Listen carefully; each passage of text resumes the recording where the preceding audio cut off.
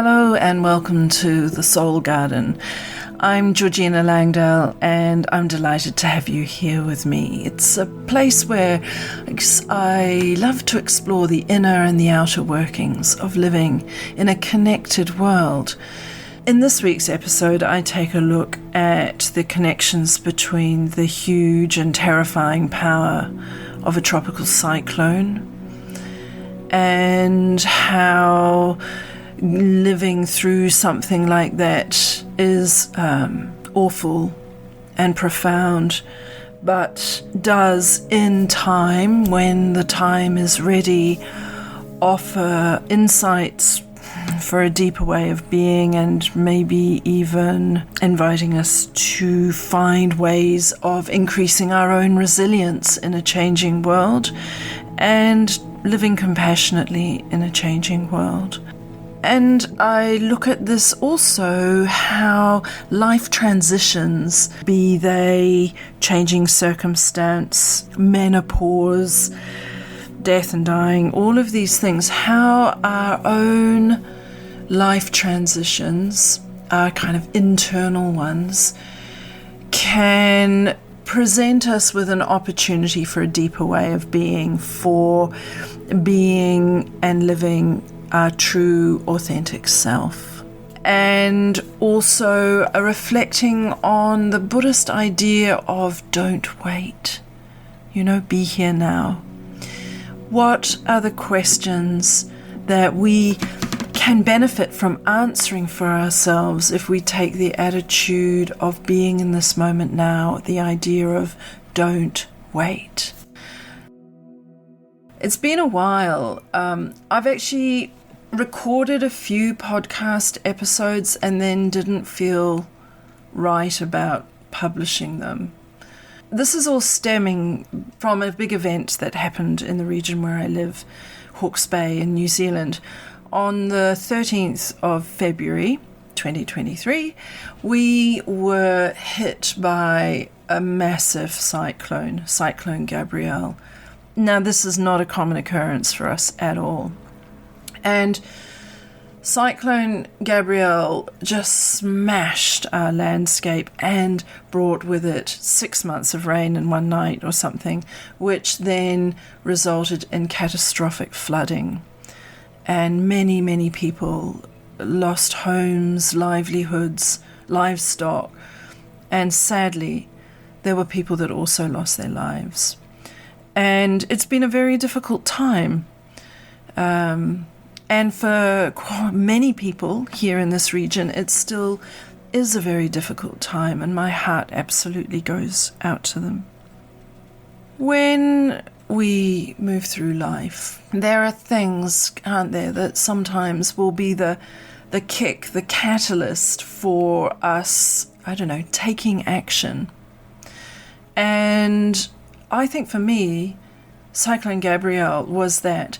And why that has happened is, for so many reasons. One of them is that I really understood what collective trauma shared by a whole community feels like. I also saw the extraordinary courage of people and kindness of strangers. I felt the fear and vulnerability because of things like looting and stuff that started happening, and the anxiety of waiting to hear how many of the people listed as missing were missing. And fortunately, most of them have been found. For the people who have lost lives, I am truly, truly sorry, and my heart goes out very much to your families. I also understood that sense of the aftermath. You see events like this on the news, but you don't get a real sense of the aftermath and what happens. And what happens is this shock and fear and grief and loss and community spirit and collective fear. The whole thing. And to live through that has been, not pleasant, would rather have not done it, but incredibly insightful. I was talking to the author Thomas More, author of Care of the Soul. Wonderful, wonderful man. If you haven't read any of Thomas More's books, I really encourage you to read them. He used to be a monk many years ago. He's a psychotherapist. He's written many books, Care of the Soul being one of them. And we were talking, and I said to him, I remember saying to him that I felt like the floodwaters had washed me out to sea, had swept me out to sea and washed me up onto a rocky island of compassion. That shore was painful. The rocks, they hurt. But somehow it's taken me to a deeper place. The cyclone also made me really, really angry. And that anger for me stems from, I think, from a lot of my past work. I launched my business Arceus a decade ago. And so with that, I've been making products and things from nature and offering courses, doing a lot of teaching about connecting to the healing power of nature. And before that, I had been working in international conservation for some time. I had worked for the Royal Botanic Gardens of Kew in the UK, in London. Wonderful establishment. It's one of the big 5 botanic gardens of the world. And then from there, I went and worked for the United Nations Environment Programme on a study called TEEB. The acronym stands for the Economics of Ecosystems and Biodiversity. Now, in all of that work, for both those organizations, the data that kind of flowed over my desk and my colleagues' desks, kind of like a tsunami of doom, this data just showed the perilous state we're in with the impacts that we've made on the environment and on functioning and healthy ecosystems. You know, everything is connected. And this is a concept that we knew incredibly well up until Descartes and then the kind of Age of Enlightenment, and which led to the Industrial Revolution. We used to be very cognizant of the idea of being part of nature, spirit, and cosmos. We were very cognizant of the idea of what we put out into the world, we get back. So, you know, better to treat it with respect and love than hate and greed. And so when I was working for Kew and the UN, we could see from the data and the modelling and things that we were approaching tipping points. And so, you know, we've all heard it, the climate change reports that come out, the Convention on Biological Diversity, State of Biodiversity reports that come out, all of these things saying we need to change. We need to change because our world is changing. We've wreaked a lot of damage on it, and we've just got to kind of wake up.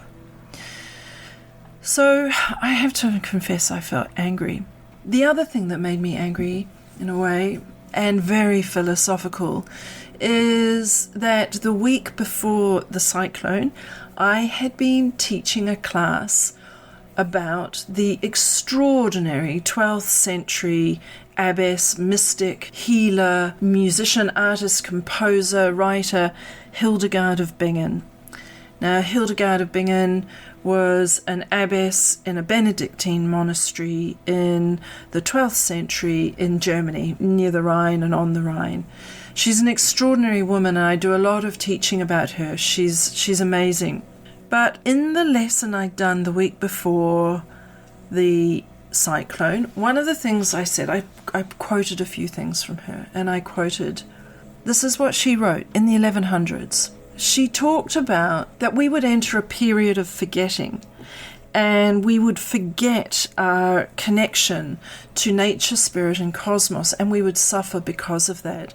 And these are her words. She said, the cosmic elements, heat and flooding, hurricanes and earthquakes will punish us until we return to love and cosmic responsibility. Only then will humanity recover and become healthy. Pretty amazing to be talking about that the week before. The place I live in gets devastated by a cyclone, which is a hurricane, but in this part of the world it's called a cyclone. It was just extraordinary. I'm going to share a few more of Hildegard's quotes because I think they are really pertinent to the time we're in. Another thing she said was, when the elements suffer under various catastrophes, then the light of the sun darkens like a solar eclipse, and that is a sign that our hearts and heads have turned to error, that human beings are no longer walking the right path of nature, but instead fight one another in many conflicts. So the elements are suffering under various catastrophes. The light of the sun darkens like a solar eclipse. That is a sign and proof that our hearts and heads have turned to error. Then human beings are no longer walking the right path of nature, but instead fight one another in many conflicts. So what she's saying here is, everything is completely connected within the elements suffering under these catastrophes of flood, fire, hurricane, etc. Then this is showing our hearts and heads haven't been in the right place to let it kind of get to this stage. And we're no longer walking on the path of nature, but we start fighting each other. It's a pretty tough lesson. She also said many people suffered because they were occupied during their lifetime with financial and material wealth. They burned in the smoky fire because they were so busy with themselves, and many of them were turned to stone by greed. Many of them were turned to stone by greed. Now, if we think about it, our consumer society in the Western world has got us pretty comfortable, hasn't it? We're on our sofa, we've got our air conditioning going, we're watching Netflix. Why would we move and change it? Why do we want to have to start to do things differently? Doesn't that sound like being turned to stone by greed? Pretty amazing. Hildegard, I should say, has a whole lot more of this sort of these visions that she saw, and I refer to them a lot in teaching that I offer, and talks I give, and works I do with individual clients. But she didn't turn to stone herself. She looked at ways to rebalance things, to get in right relationship with nature and spirit and cosmos again. And she offered a whole range of ways of being, starting off with what are the things we tell ourselves. So back to when I was saying my anxiety, I think I mentioned earlier, very anxious in the aftermath of the cyclone. And then I realized that as my own anxiety just rose and rose and rose, as these waves of the collective trauma of the community started just, washing over me, I realized that my anxiety was just creating more anxiety. So I thought, let's think like Hildegard. And so I started to reprogram what I was telling myself. So when I started to feel anxious, I would do things like say, in this moment, I am okay. In this moment, I am okay. And where I was feeling helpless, what do we do? This is, I started to change that too and say, I am going to make the changes I want to see to help make a better world. And I'm going to help other people in doing this too. And gradually I kind of managed to self-talk myself off the ledge of trauma. the thing that finally helped me on healing that was I went back down to the stream that runs through our town that is normally all gentle. It had become a raging torrent and it had destroyed a whole lot of people's houses. Terrible. And when I saw it the other day, it was all peaceful and babbling, and it was clear. I could see the little pebbles at the bottom of the stream on the stream bed. And I thought, if that stream can go from raging torrent and find its way back to being this clear, babbling brook, then I can heal and get myself back to a point of strength and balance too. And beyond that, we as a society have the ability to get ourselves back into balance, in right relationship as well. So all of this stuff has been going around in my head, and yeah, it's just been a huge time. I wanted to share that. But also, it made me think about life transitions. You know, I talk a lot in my work about life transitions. I mean, I'm a woman in my mid-50s, and so a lot of the people I'm connecting with are women in this midlife age group. And menopause is one heck of a transition, and there's been a lot of fear about it. I was talking with a doctor yesterday, and a GP, and she's interested in things that I make to help women with some of the symptoms that they experience with menopause. And she was saying how much fear of menopause she sees, you know, just out there. And that part of the medicine that needs to be offered is how do we not just deal with the symptoms, but deal with the soul as well. So when this cyclone came along, I felt this is giving me the kick to really get out in the world and really help people navigate life in a changing world. You know, I think that we can look at our own life and transitions and changes we go through, whether it's something that's happening to us internally, like menopause, or whether it's external forces like heaven forbid, a cyclone. Within each of these things, that you can also find a power to unlock, to help us work on love, resilience, and compassion.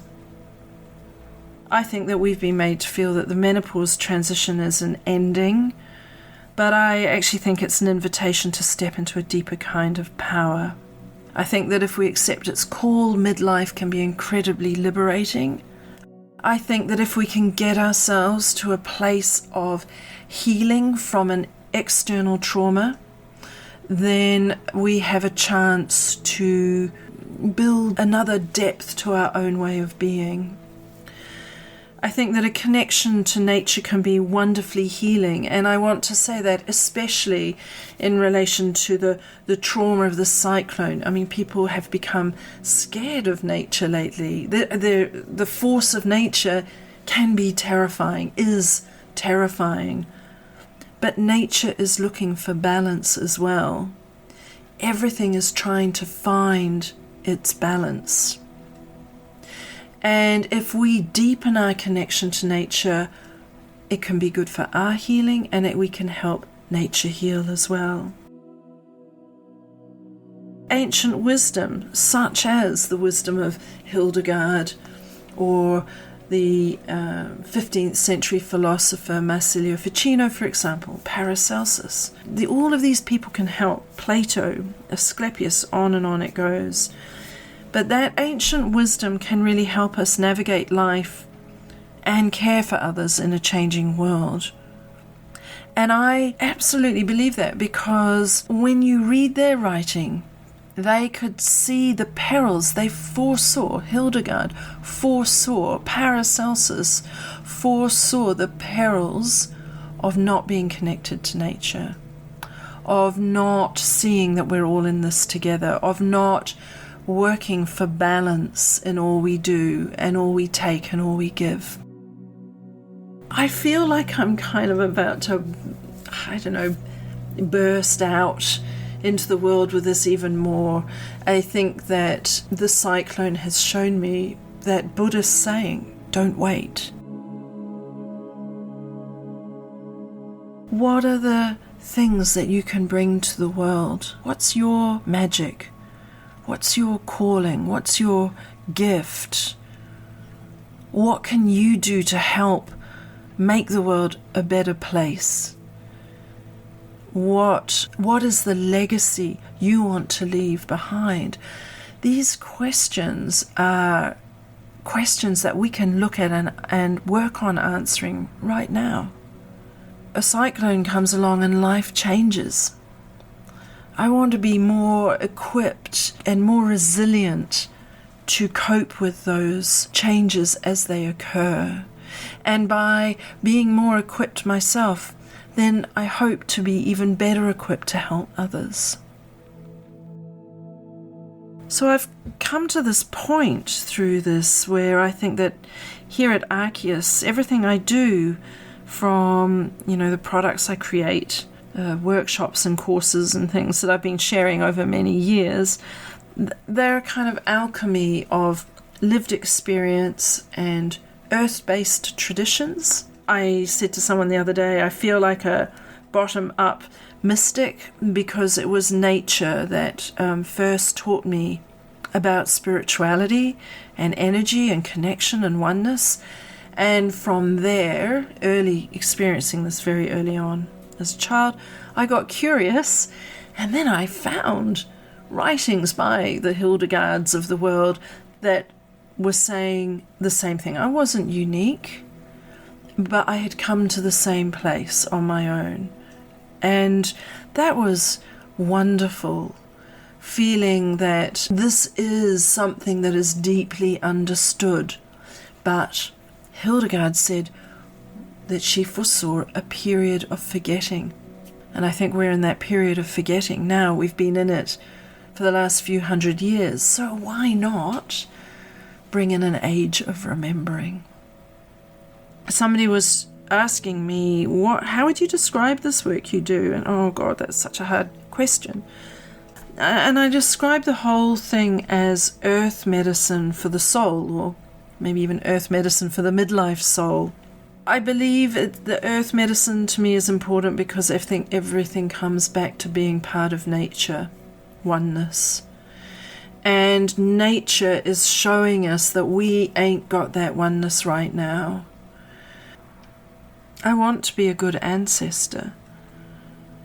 I want to help create a connected and compassionate world. My work with the dying has taught me so much about living, and I think that death and dying is absolutely part of what we need to look at how to live. And nature teaches us much about that. Again, Hildegard said, I think something like, there's no such thing as death, it's just a circular transition into another form of life. And also, for me as a midlife woman, I think that menopause is has its own force and is also, in a way, life-changing. I think there are many people who are scared of it, but I think it unlocks a much deeper power, a deeper sense of being. And I'm excited now by what midlife offers me as a transition. I feel like midlife transitions gives us the opportunity to be our authentic self. Life transitions, changes give us the opportunity to be our authentic self. The opening line of Hamlet is, who's there? Who's there? Who's there? Who are you? What are the things that are happening in your life and around your life that you're going to grab onto to be the energy, the impetus, the catalyst for you to really be your true authentic self? and to equip yourself with ways of being able to show up with love, resilience, and compassion. Get that journal out, start writing. This is a kind of meander, but it's about the way that life changes all of a sudden. And we're in a changing world, and increasingly we are going to be at the mercy of that changing world. So how do we navigate all of that? I am opening a wait list for a program I'm going to do. It's a series of meditations, insights, talks, exercises that you can do that really draw on these ancient ideas. And I'm particularly looking at Hildegard of Bingen and Marsilio Ficino. I feel like they're the kind of yin and yang of soul and spirit. Interestingly, I think that Hildegard of Bingen, the 12th century abbess, had a force that is kind of very yang. She was an extraordinarily powerful woman. And then Marsilio Ficino, who lived in Florence in the Renaissance in the 1400s, he called himself a physician of the soul, and there's a gentle, beautiful, soulful melancholy to him. And so in the program I'm going to be offering earth medicine for the soul, might put a little midlife in there somewhere. I'm going to be working with you through the wisdom of these ancients and how you can work with their ideas for life in this changing world. So you can find my offerings at my website, which is arceus.nz, and that is archeus.nz. And you can find me on Instagram and Facebook at Arceus Natural Living, and on YouTube at Arceus Georgina. And well, you're on my podcast, so you're here already. Well, maybe you're watching it on YouTube. And a little postscript, Arceus is a word made up by the 16th century alchemist and physician and philosopher Paracelsus, who said, to heal and to do alchemy, we must work with the Arceus, which is the vital force that flows through man, through us, nature, and the universe. So on that note, I will leave you. I look forward to connecting with you again very soon. Thank you for listening to The Soul Garden with me, Georgina Langdale.